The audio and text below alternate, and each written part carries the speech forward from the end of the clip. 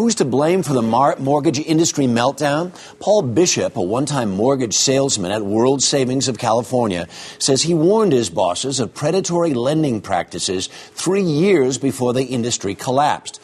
Bishop is now suing World Savings, claims he was fired without cause. Last night on 60 Minutes, he spoke exclusively to Scott Pelley.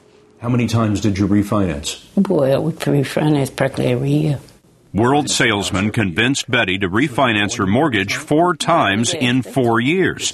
She got about $20,000 each time. Well, all I know that they told me this loan was best for me. But how could it be best when Betty's pension couldn't qualify her for the loans? But they told me that they would go by my husband's payroll. Even though he'd been laid off from the shipyard? No, he passed away. Her husband, Ronnie Towns, was dead. World Savings noted that in her papers, but his former income was used to qualify Betty. What's Betty's actual income? About $1,875 now. What was written on her loan applications? Over $4,000. Who did that? The interviewer that's listed is a staff person for World Savings, according to the loan documents. What does that tell you? Looks like whoever typed up this document put in the number that they thought was the right number to get the loan approved.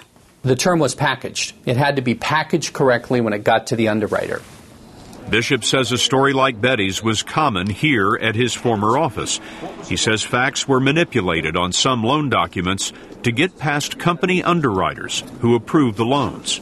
Let's not say this. Let's delete these items that they're probably not going to check on. Let's add this. Let's just move it around. Packaging the loan meant modifying the loan to make sure it would pass the underwriter's inspection. Correct.